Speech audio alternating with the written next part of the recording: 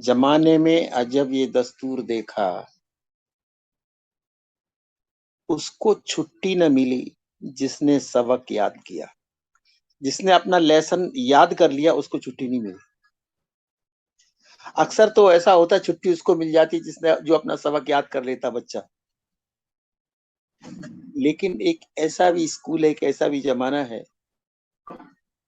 उसको छुट्टी नहीं मिलती जिसने सबक याद कर लिया। जिसने सत्य जान लिया उसको दोबारा परमात्मा भेजता नहीं इस संसार में। क्योंकि जिसने सत्य को समझ लिया उसको फिर दोबारा भटकाने की क्या जरूरत।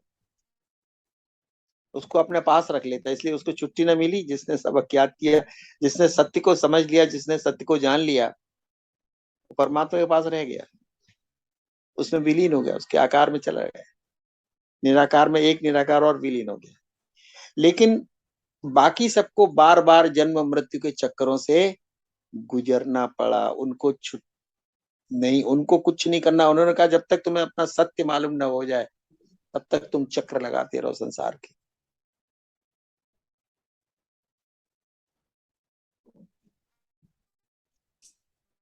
दूसरी बात हमने ये कही थी कि ईश्वर ने आपको जीवन दिया, इतना बड़ा कृतार्थ किया,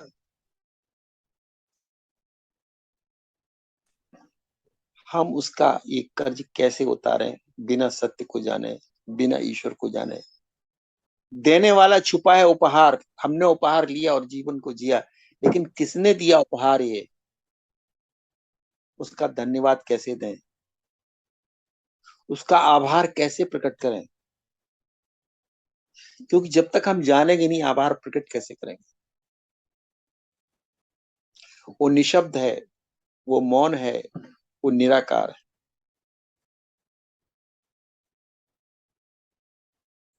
इसका अर्थ ये हो गया कि सत्य की खोज ही जीवन का परम लक्ष्य है। हर जन्म में जीवन में जन्म मिला, बच्चे मिले, परिवार मिला, दुनिया मिली, संसार मिला, बसाया गया, बसाया गया, बसाया गया, यूं ही चलता रहा। कुछ भी तुम्हारे साथ ना रहेगा। न इस जन्म का परिवार, न पिछले जन्म का, या उससे पिछले, या उसके आगे का सिलसिला यूं ही चलता रहा। लेकिन जीवन चक्र समाप्त नहीं हुआ तुम्हारा। जीवात्मा भटकती रही।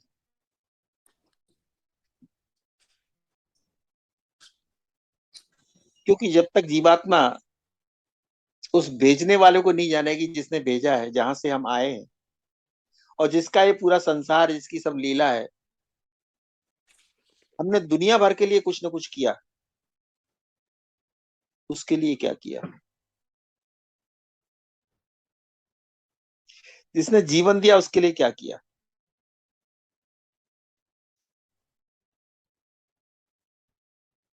और उसी सिलसिले में शाम का सत्संग था कि अगर ईश्वर को धन्यवाद देना है, उसका आभार प्रकट करना है, तो व्यक्ति नहीं है कोई कि शब्दों में हमने कह दिया और आभार प्रकट हो, कि पूजा कर ली, कि उसके गीत गा लिए या भजन गा लिए तो हमारा आभार हो गया। ईश्वर को जानने का अर्थ है सत्य को जानना, या सत्य को जानने का अर्थ है ईश्वर को जानना।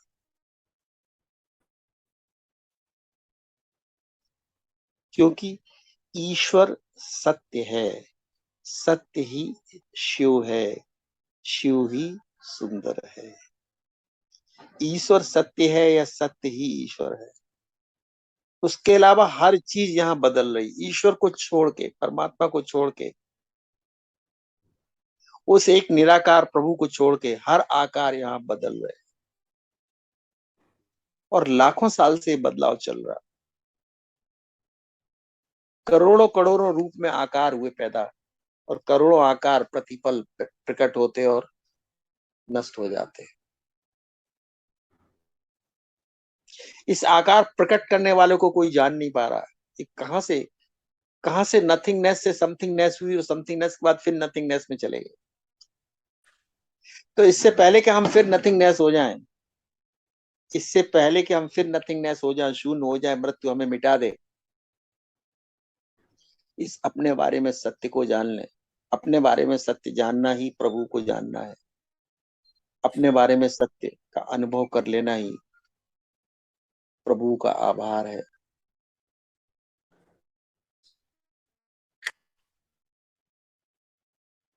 जो बहुमूल्य जीवन उसने दिया है, उसकी पूरी कीमत तभी वसूल होगी जब ईश्वर को जान लेंगे, जी लेंगे, सत्य को जान लेंगे, जी लेंगे। सत्य अपने बारे में या सत्य परमात्मा के बारे में। कहते हैं जो ब्रह्मांड में है वही पिंड में है। शरीर में सब वो पूरा है जो ब्रह्मांड में, या जो शरीर में सब कुछ वही ब्रह्मांड में। जैसे ब्रह्मांड में परमात्मा समाया हुआ है, प्रकृति दिखती है, इसी तरह से शरीर में आकार दिखता है और निराकार समाया हुआ है। तो ब्रह्मांड में खोजने कहाँ जाओगे परमात्मा? हिमालय की गुफाओं में जाओगे, तीर्थों में जाओगे, कंदराओं में जाओगे, जंगलों में भटकोगे। तो हमारे शास्त्रों ने कहा आप जहां हैं, आपके स्थिर हो जाने में परमात्मा है। भागने में संसार है, भागने में माया है, भागने में द्वैत है। इसीलिए तुम्हें याद है हमारा 5 शब्दों का जो महावाक्य है, उसका पहला शब्द क्या है कि भागो मत, कहा मैंने। और दूसरा शब्द कहा कि भोगो मत, दुख भी मत भोगो। ना संसार में भागो और ना भोगो। तुम भागने के कारण ही दुख भोग रहे हो। तुम भाग रहे हो और दुख भोग रहे, भाग रहे हो और दुख भोग रहे। तुम्हें क्या लगता है भाग भाग के एक दिन दुख हमारे मिट जाएंगे?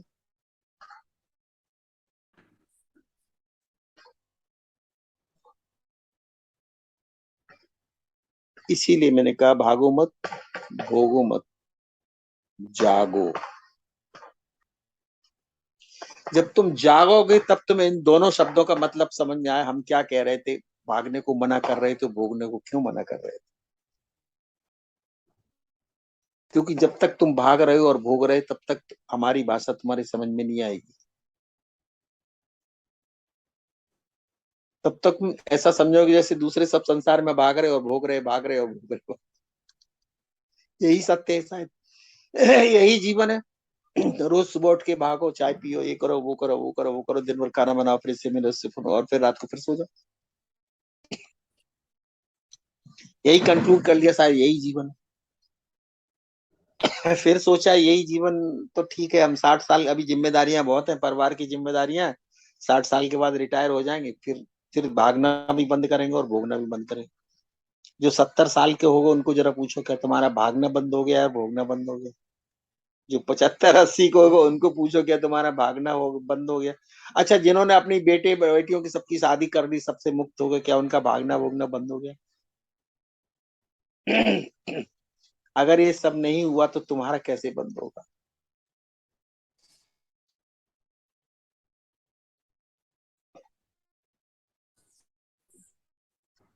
तो फिर शास्त्रों ने कहा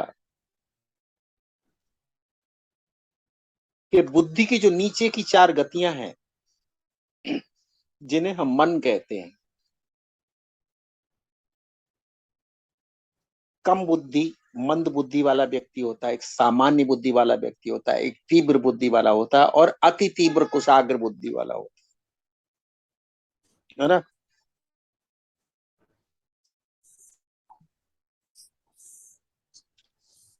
कुशाग्र बुद्धि क्यों कहा गया है सबसे ज्यादा इंटेलिजेंट के लिए?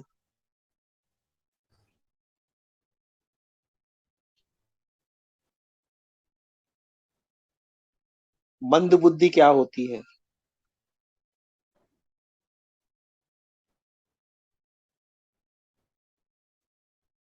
चलो हम अभी थोड़ा एग्जाम्पल से बताते हैं। मंद बुद्धि है रबड़ की तरह बुद्धि। रबड़ में तुम छेद करो और जब तक कीला उसके अंदर तब तक रबड़ खुली है, और जैसे ही तुम निकालो कीला, रबड़ फिर बंद हो जाती।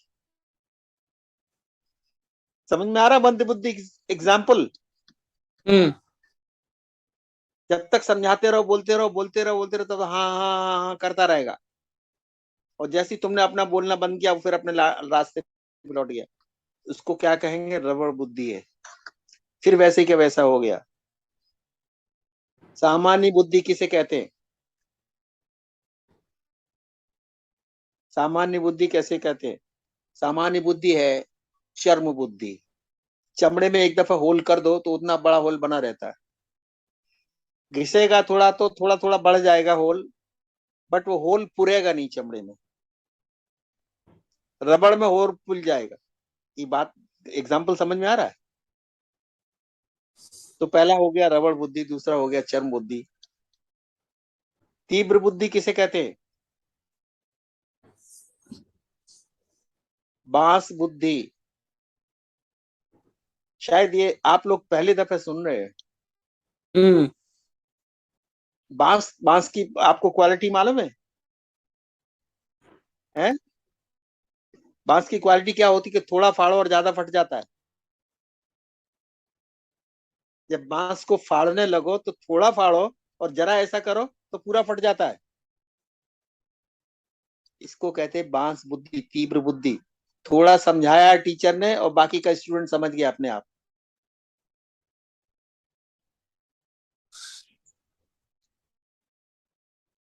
कुशाग्र, कुश एक घास की, घास को कहते हैं। सर वो समझते हैं ना, वो शो ऑफ करते हैं। क्या बोला? वो जो बोलता है ना, जो समझ में आ गया, थोड़ा सा भी बोलो तो समझ में आ जाता है, बट वो समझते हैं ना, वो कुछ शो ऑफ करते हैं। हाँ वो बात सही है, शो ऑफ करते, लेकिन तो भी जो बांस बुद्धि वाले लोग वो ही आगे बढ़ पाते, क्योंकि सिखाने वाला एक दिन लिमिट आ जाएगा, लेकिन पीएचडी कैसे करेगा? उससे पीएचडी तो नहीं सिखाई जा सकती। स्टैंडर्ड का करिकुलम सिखाया जाता है, 10th का बोर्ड का, 12th का बोर्ड का, बीएससी का। लेकिन जिन्हें पीएचडी करनी, आगे जाना है, उसे तो बांस बुद्धि होना पड़ेगा। राइट। कुशाग्र बुद्धि कैसे कहते हैं? ये बुद्धि की तीव्रता, जैसे हमने इंटेलिजेंस लेवल तुम्हें बताया था ना, मंद बुद्धि, सामान्य बुद्धि, तीव्र बुद्धि, कुशाग्र बुद्धि, तो हाईएस्ट है। कुश एक घास को कहते हैं। हम्म। कुशाग्र, उसका एक अंग छू लो तो पता चल जाता पूरा, पूरी घास का पता चल जाता। ऐसे लोग होते, जस्ट उन्हें एक हिंट दे दो चीज का, वो पूरी हिस्ट्री ज्योग्राफी निकाल के सीख लेंगे। और वही लोग दुनिया में इनोवेशन करते, कमाल करते, आविष्कार करते।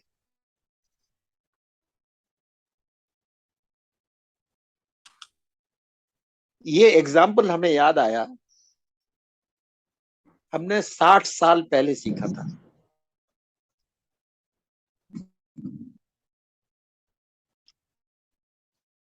कभी कभी हम एग्जाम्पल को यूज करते, अदरवाइज आपको यूं ही बोल देते हैं कि मंद बुद्धि, सामान्य बुद्धि, तीव्र बुद्धि। लेकिन ये हम बोल देंगे, जब तक आपको क्लासिफिकेशन समझ में नहीं आएगा क्लियर, तब तक तब तक आपकी समझ में बात नहीं आएगी कि मंद बुद्धि क्या हो, सामान्य बुद्धि क्या हो, तीव्र बुद्धि क्या है। तो जब हमने सिखाया कि रबर बुद्धि, चर्म बुद्धि, बांस बुद्धि, तब समझ में आया। अब ये एग्जाम्पल आपको भूलेगा नहीं जिंदगी में। तो फिर मैंने ये समझाया, ये कहा कि कुशाग्र बुद्धि का मतलब, फिर ये बुद्धि की चारों दशाएं हो गई। अब यहाँ तक तो माया है, संसार की समझ है। ये जो चार समझ है, संसार की समझ है। और जो मंद बुद्धि और वो जो जानवर, उनमें बहुत फर्क नहीं होता। मंद बुद्धि के नीचे ही जानवर बुद्धि होती है, पशुता जिसे कहते हैं, पशुता। जिन जो शरीर से ही जीते, शरीर से ही खाते, शरीर के लिए पीते, शरीर के लिए सब सुबह से,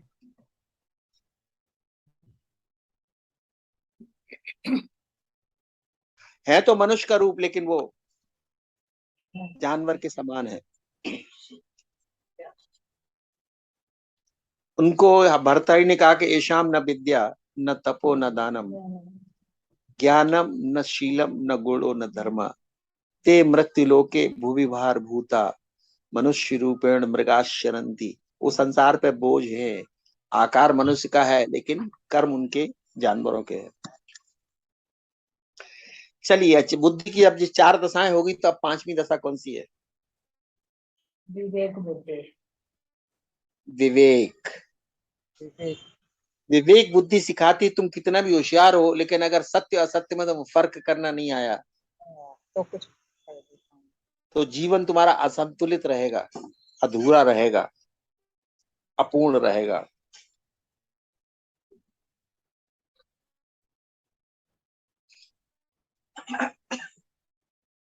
फिर शास्त्र बोलते हैं कि पहले परिभाषा तो बताएं कि सत्य की असत्य की परिभाषा क्या, फिर हम सत्य की खोज करें। तो शास्त्र कहते हैं जो परिभाषा है वो इस तरह से है कि जो बदलता है वो सत्य नहीं हो सकता। जो परिवर्तित हो रहा सतत, आकार, मन, इच्छाएं, विचार, ये सतत परिवर्तनशील है ना एंटिटी ये। तो जो सतत परिवर्तित हो रहा वो सत्य नहीं हो सकता। वो तथ्य हो सकता, असत्य भी नहीं है लेकिन तथ्य है, बीच का पांसिक सत्य है वो। भ्रांति है, बताओ। हाँ, कंफ्यूज स्टेट है। कंफ्यूज। हाँ, तो लोग जो शरीर को सत्य समझ लेते हैं उनके लिए खासकर है एग्जाम्पल है कि भैया शरीर सत्य नहीं है, तुम इसे सत्य समझ के मत जीना, ये तथ्य है। थोड़े तथ्य क्या होता, उसकी एक उम्र होती। सत्य तो अमर होता है, तथ्य की एक उम्र है, एक टाइम है, एक टाइम फैक्टर है वो, इसीलिए टाइम प्रोडक्ट बोलते हैं हम उसको। इसीलिए तो उसको पहला सत्य आधार, करना था।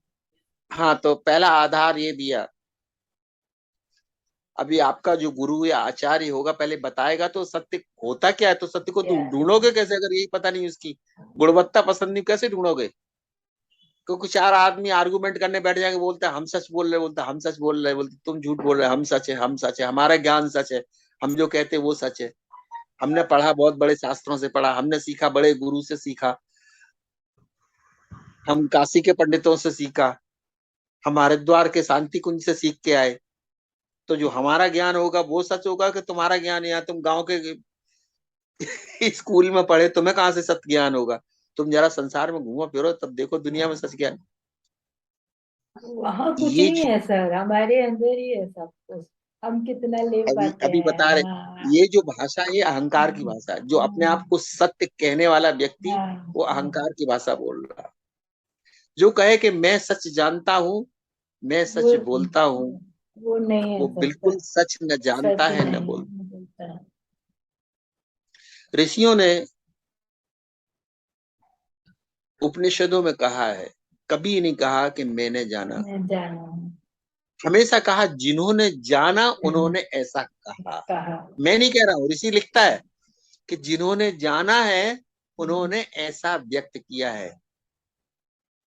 मैंने नहीं जाना, न मैं व्यक्त कर रहा हूं, जिन्होंने जाना उनको कोट कर रहा है, जिन्होंने जाना है सत्य को उन्होंने ऐसा व्यक्त किया, वो बताता। देखो कितना तरीका, कभी नहीं कहेगा कि मैंने जाना और मैं बता रहा हूँ। इसीलिए सर वेद में जो मैंने कुछ थोड़े से पढ़े हैं, वेद के कुछ लेसन पढ़े हैं मैंने, हाँ हाँ तो उसमें कोई एक चीज का लिया जाता है, एक ही चीज रहती है। जैसे सोम के बारे में बोला गया या सूर्य के बारे में जो बोला गया, उसमें बहुत सारे हैं। इसने बोला, इसने बोला, इसने बोला, मतलब वो सबका अनुभव है, वो बोलना हुआ। राइट। हाँ। हाँ। ले, लेकिन यही यही उपनिषदों में इस तरह से लिखते हैं, नाम नहीं लेते किसी का, हाँ। जिन्होंने जाना है जाना है, सत्य उन्होंने को, अपने सत्य को लिखा दिया एक उन्होंने उन्होंने ऐसे व्यक्त किया, व्यक्त जिन्होंने जाना किया। है व्यक्त किया, बस मैं व्यक्त आपके किया। सामने प्रेजेंट कर रहा हूँ इसको। हाँ बस। न मैंने जाना है न मैंने हाँ। सत्य को खोजा है, हाँ। जिन्होंने जाना है उस सत्य को मैं आपके सामने व्यक्त कर रहा हूँ, बस इतना ही कहते हो। हम्म। उपनिषद बहुत सूक्ष्म बात करते, मिनिमम बात हाँ। करते उपनिषद। गीता में गीता में ऐसा भगवान कृष्ण ने ऐसा ही हाँ कहा है कि हाँ जानने वाले लोग इसको ऐसा भी बोलते हैं, जानने वाले हाँ, लोग ऐसा भी बोलते हैं। ज्ञानी जन ये ऐसे बोलते, धीर पुरुष ऐसे हाँ बोलते हैं। हाँ यही कहते हैं कि जो समझाएगा सिखाएगा, जो सदगुरु होगा, कभी नहीं कहेगा कि जो मैं बोलूं मैं कहूं वही सत्य है। वो हमेशा ऐसा कहेगा कि ऐसा ऐसा लोगों ने कहा, मैं आपके सामने व्यक्त कर रहा हूं। जिन्होंने जाना है उनका व्यक्तिकरण आपके सामने मैं प्रस्तुत कर रहा हूं। अब उस आधार पे मेरा ऐसा अनुभव है कि जो परिवर्तनशीलता है वो सत्य तक नहीं है, वो तथ्य तक जाती है। तो फिर सत्य क्या है? तो विवेक का दूसरा लॉ ये आया कि परिवर्तनशीलता चूंकि आकार से जुड़ी है, आकार बदल रहे हैं, कोई भी आकार परमानेंट नहीं है, तो अगर सत्य है तो उसे निराकार होना पड़ेगा। सत्य आकार में हो नहीं सकता। आकार मतलब परिवर्तन, परिवर्तन मीन्स असत्य या अर्ध सत्य, आंशिक सत्य। तो पूर्ण सत्य अगर हो तो उसे निराकार होना पड़ेगा। फिर तीसरा उसी कॉरिलरी, एक के बाद देखो एक निकलती गई। अगर वो सत्य है, अगर वो निराकार है, तो उसे शांत होना पड़ेगा, साइलेंट होना पड़ेगा, क्योंकि निराकार शोर नहीं करता, भाषा नहीं होती निराकार की। तो उसमें क्या आ गया? साइलेंस वर्ड आ गया, मौन आ गया। तो अगर निराकार है सत्य, अगर निराकार है सत्य, अगर मौन है, तो सत्य निराकार का अर्थ नो थिंग, नो थिंग, तो इससे नथिंगनेस हो गया, और नथिंगनेस हो गया तो एम्प्टीनेस आ गया, रिक्तता आ गई, खालीपन आ गया। और जब ये शब्द सब मिलाए तो स्पेस आ गया, आकाश आ गया। आपको समझ में आ रहा है? एक एक स्टेप करके हम आपको वहां तक ले जाना चाहते हैं, ताकि आप बिल्कुल कन्विंस हो जाएं अपनी बुद्धि से कि किस तरह से सत्य की तरफ जाया जा सकता है हर एक कॉमन व्यक्ति को। ऐसे देखा जाए सर, तो अगर बहुत डीप में जाके देखते हैं उसको, तो कुछ भी जो भी है सब अस्तित्व ही है। गहराई में। हाँ, ये इसीलिए हम कहते हैं, देखो हम आपको सबको साथ में लेके चलते, एक एक step down down down, deeper deeper deeper. अगर सत्य देखो, अभी दूसरा कहीं भी आप डिस्कशन करेंगे, कहीं से भी सुनेंगे, तो बोलेगा उसमें सत्य लिखा है, रामायण में सत्य लिखा है, गीता में सत्य लिखा है, बालानी पुस्तक में सत्य लिखा है। और वो एक हम टाइम पे बोलते हैं जाके असत्य हो जाता है, वो सब एक असत्य हो जाते, पर्टिकुलर कहीं ना टाइम कहीं पे कहीं ना जाके कहीं असत्य हो जाता असत्य हो जाते हैं, इरेलेवेंट हो जाते, है। हाँ इरेलेवेंट हो जाते, मीनिंगलेस हो जाते, अनसाइंटिफिक वे में वो हाँ प्रेजेंट किए जाते हैं। जब इरेलेवेंट का मतलब अप्रासंगिक, वो सर्टेन प्रसंग में तो वो सत्य है, लेकिन जैसी हाँ, प्रसंग बदला वो अप्रासंगिक हो गए, बदलते वो हाँ, तो व्यर्थ, वो फेल हो जाता है, व्यर्थ वो हो गए, व्यर्थ हो इरेलेवेंट हो जाता गए, है। व्यर्थ हो गए, अप्रासंगिक हो गए। तो इस तरह से जब चले कि सत्य है तो निराकार है, निराकार है तो मौन है, शब्द नहीं, आवाज नहीं, निशब्द, तो साइलेंस आ गया। तो निराकार वही का है। साइलेंस आ गया, साइलेंस आया तो पीस आई, पीस आई तो नो थिंगनेस है। भाई निराकार का मतलब जहां वस्तु ना हो, या तो थिंगनेस है या नथिंगनेस है, तो उसको क्या बोल दिया? नथिंगनेस। फिर नथिंगनेस से बोला तो होगा एम्प्टीनेस भी है, एम्प्टीनेस बोला तो बोलता है स्पेस हो गया। फिर तो, और जब स्पेस हो गया तो अब ये परमात्मा पे जा रही डेफिनेशन कि कण कण में जो विद्यमान है, कण कण में कौन विद्यमान रह सकता? आकार विद्यमान तो रहेगा नहीं, निराकार ही विद्यमान रहेगा। और जो कण कण में विद्यमान है, जो स्पेस है, जो निराकार, उसे साइलेंट भी होना पड़ेगा। देखिए हमारी खोज किधर चल रही, धीरे धीरे एक एक धागा पकड़ के किधर चल रहे हम लोग। इसलिए इसलिए अपने बारे में भी वही बात हमने कही, जो ईश्वर है वही तुम हो, जो परमात्मा वही आत्मा। इसीलिए मैंने ये उपाय बताया कि इसको अगर अब इसको सब, ये थियोटिकल विवेक ने सब परिभाषा रख दी, उसके 8 अंग बता दिए। अगर ये है, इन कसौटियों पर अगर खतरा सही उतरे तो ही सत्य है, खरा उतरे तो ही सत्य है। निराकार होना चाहिए, एम्प्टी होना चाहिए, स्पेस होना चाहिए, मौन होना चाहिए, पीस होना चाहिए, प्लस लिमिटलेस होना चाहिए। लिमिटलेस, ये सत्य की परिभाषा। सत्य की परिभाषा। लिमिटलेस में से अनादि होना चाहिए, अनंत होना चाहिए, जिसकी कोई सीमा ना हो, जिसका कोई प्रारंभ ना हो, नो बिगिनिंग। असीम को किस उसी को तो कहेंगे जिसकी कोई सीमा ना हो और जिसका कोई अंत ना हो। जब किसी सीमा नहीं, जिसका कोई अंत नहीं, तो वो अजन्मा हो गया और अमर हो गया। कैसे सारी डेफिनेशन परमात्मा की तरफ देखो कैसे जा रही, एक एक स्टेप, एक एक धीरे धीरे स्टेप, सिस्टमेटिकली।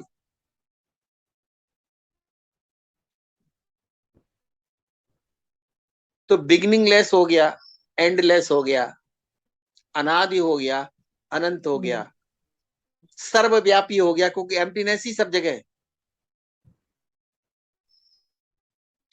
ईश्वर की क्या परिभाषा थी? कण कण में भगवान है, सर्वव्यापी है, सर्वदृष्टा है, सर्वशक्तिमान है, ओमनी प्रेजेंट है, ओमनी पोटेंट है, ओमनी सेंट है। ये मैच हो रही कि नहीं?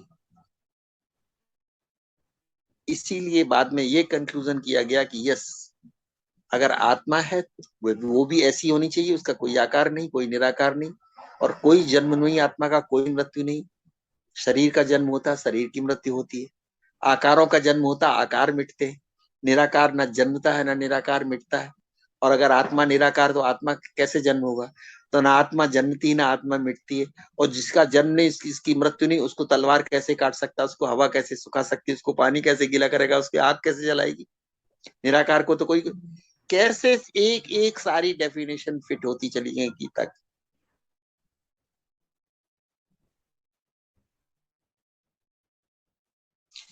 अब ये विवेक का काम था, विवेक ने सब काम कर दिए। अब जाने कैसे? ये तो थ्योरी हो गई, how to experience it. Theory का प्रैक्टिकल कैसे करें? एंड हाउ टू, जब एक्सपीरियंस की बात आई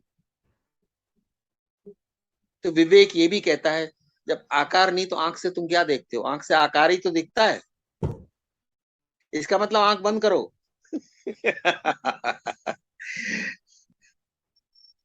जब हम प्रत्याहार की बात करते, समझ लेना एक शब्द कितना इंपॉर्टेंट है। आंखों से सिर्फ आकार दिखता है, और अगर तुम्हें निराकार देखना तो आंखें बंद करो।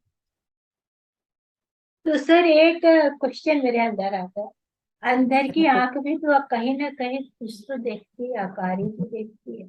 उस अंधे का हाथों से और उससे एक जजमेंट आता, जब एक इंद्री इंसान की रुक जाती तो बाकी चार इंद्री ज्यादा अलर्ट हो जाती।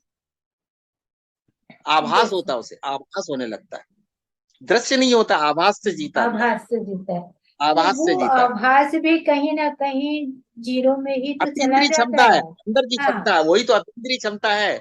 इंद्रियों के परे की क्षमता है आभास। जहाँ और अंधे लोग पहुंच ही अक्सर नहीं तुमने है ऐसा। देखे होंगे, हाँ लास्ट में गीत ऐसा गीत और होता है कि गीत और संगीत में पहुंच ही बड़े नहीं है। प्रवीण होते हैं। अंधे लोग गीत और संगीत में बड़े प्रवीण होते हैं, आप देखा है? हाँ हाँ, क्योंकि उनकी पूरी सूरदास की भी अंधे पूरी थे। क्षमता उसी में केंद्रित हो जाती है। हाँ, तो एक जो क्षमता थी, जो ऊर्जा थी, जो आंख से होकर बह जाती थी, हाँ, वो वो दूसरा उसमें रास्ता उसने खोज लिया। हो गया। जो चित्त की ऊर्जा थी, अटेंशन की, उसने एक दूसरा रास्ता खोज लिया।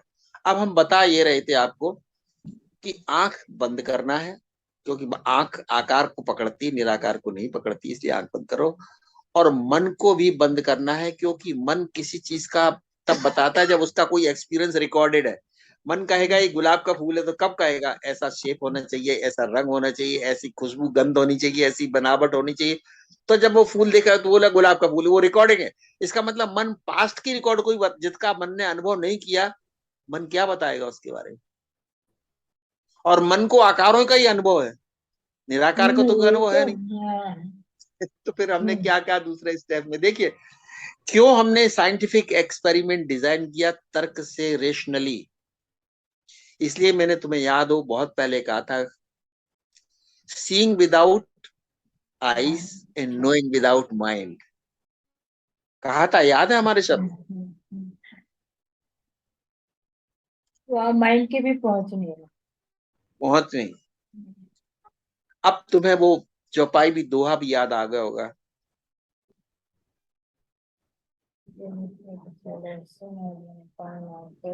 कौन सा दोहा याद आया?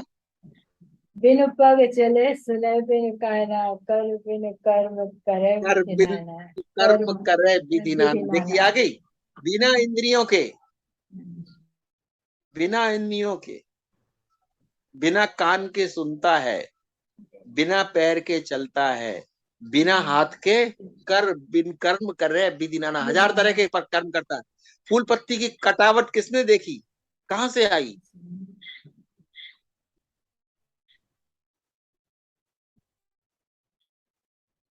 तो बिन पद चले सुने बिन काना, कर बिन कर्म करे विधि नाना, परमात्मा वो है। अगर ऐसे परमात्मा को ढूंढना तो तुम्हें भी इंद्रियों को स्टॉप करना पड़ेगा।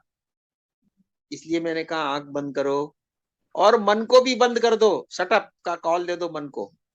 तुम ना ढूंढ पाओगे।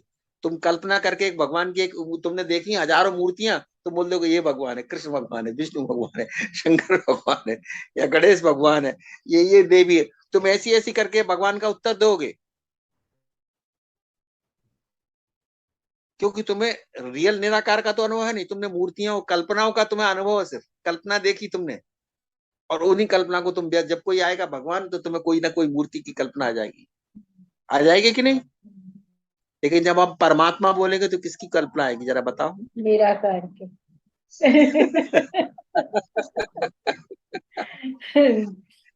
जब परमात्मा बोलेंगे तो किसकी कल्पना याद आएगी?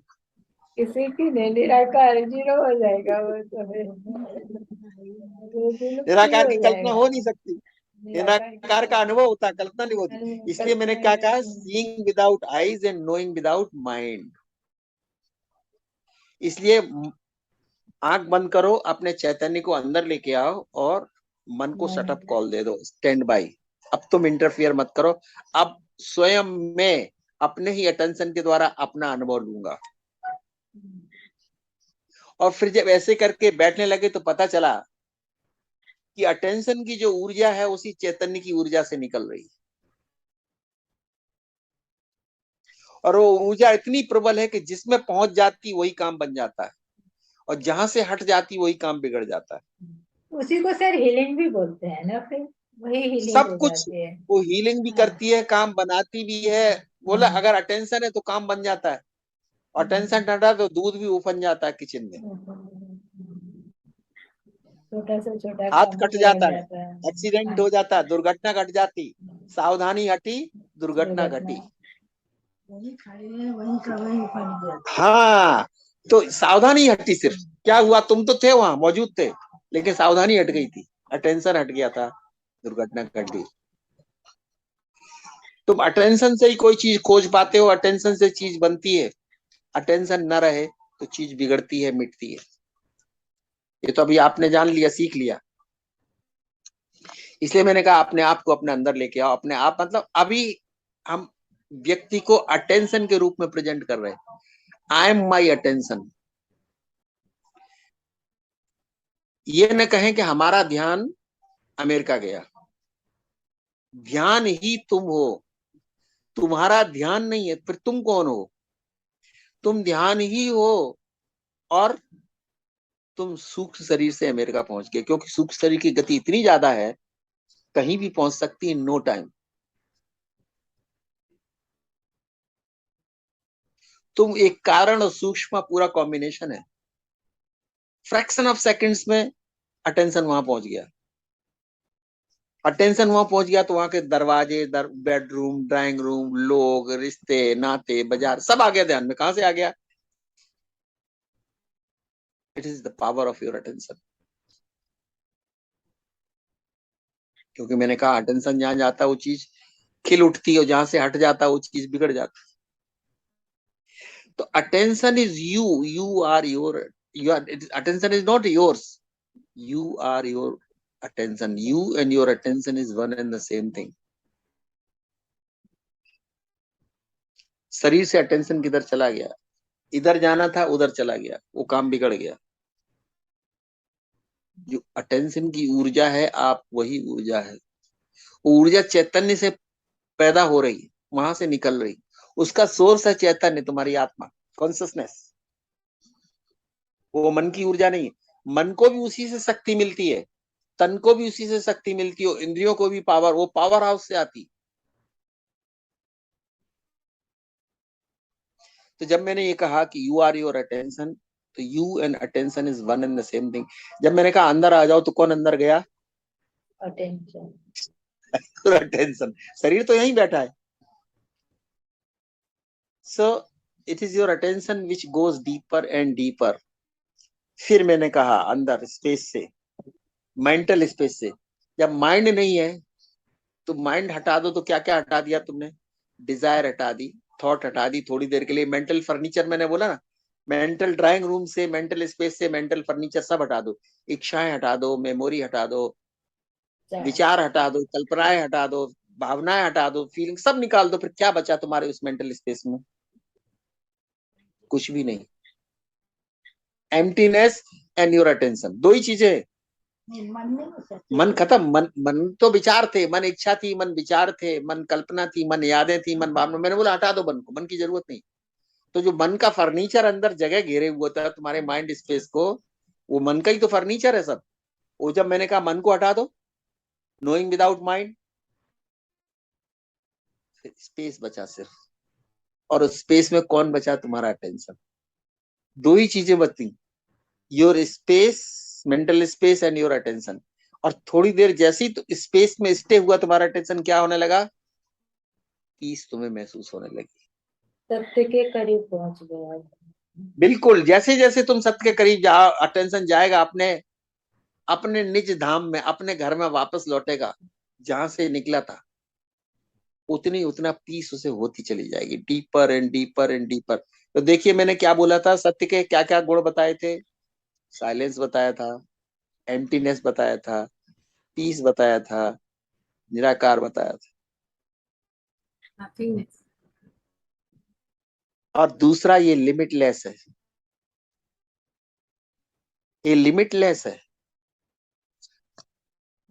और जब इतना सब हो गया, जब इतना सब हो गया, तो जॉय अपने आप आ गया। जॉय ऑफ एग्जिस्टेंस आया। जॉय किसी चीज के कारण नहीं, किसी वस्तु के मिलने से नहीं, व्यक्ति के मिलने से नहीं, पर joy of your existence. You exist as it is.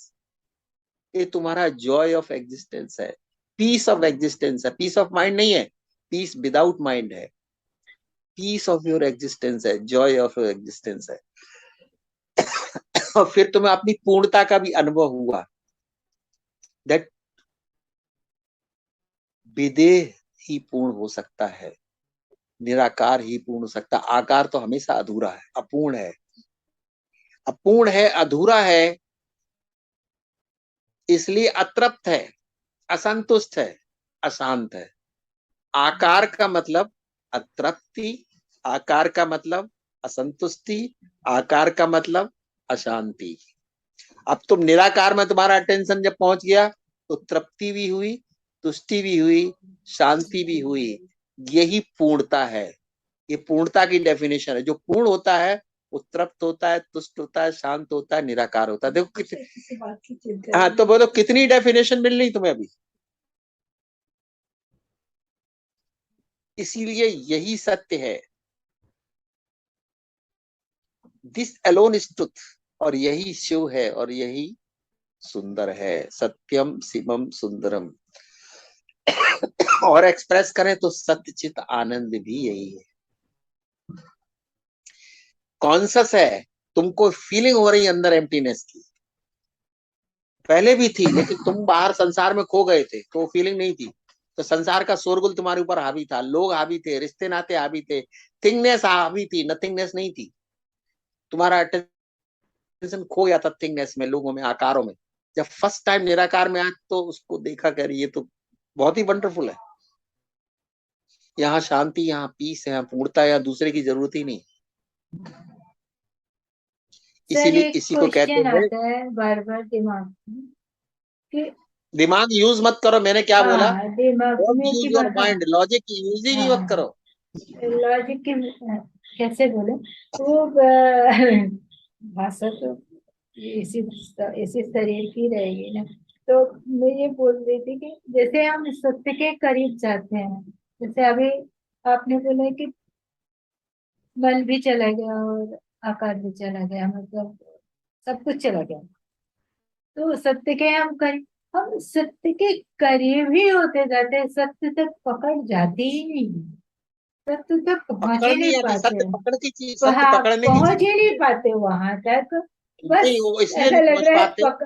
पास पास पास पास पास, तो नहीं रेस्ट नहीं बस रेस्ट बस नहीं बस रेस्ट, बस बस इतना ही बस बस ताकत है। ऐसा ही है। ऐसा अनंत ही है। है, हाँ अनंत हाँ। जब मैंने कहा है तो उसका अंत नहीं, कहीं तो चाहे जितना उसमें समाते जाओ तुम, वो चाहे नियरेस्ट जितने समाओ। नियरेस्ट ही होता रहता है। हाँ, और नियर, पर जितने उसमें नियर जाओगे ऐसा नहीं होता है कि उसे तो उसका अंत पूरा नहीं है। अंत कैसे, उसका जब अंत ही नहीं है, अनंत है, तो कैसे हो जाएगा ऐसा? इसीलिए मैंने कहा जैसे आकाश है, उसका कोई अंत नहीं है, तो तुम्हारा अटेंशन आकाश में रहेगा। लेकिन एक बात है, इसको कहते हैं अनहद में विश्राम। जब आपका अटेंशन यहाँ रहने लगता है, 5 मिनट भी रहे, 10 मिनट भी रहे, तो इतना विश्राम मिलता है। वैसे अनहद का विश्राम क्यों कहा? लिमिटलेस है ये, अनंत है। अनहद कहा गया, बिना हदों के, बिना लिमिट के। अनंत में विश्राम कौन कर रहा है? अटेंशन, चित्त, और वही मैं हूं।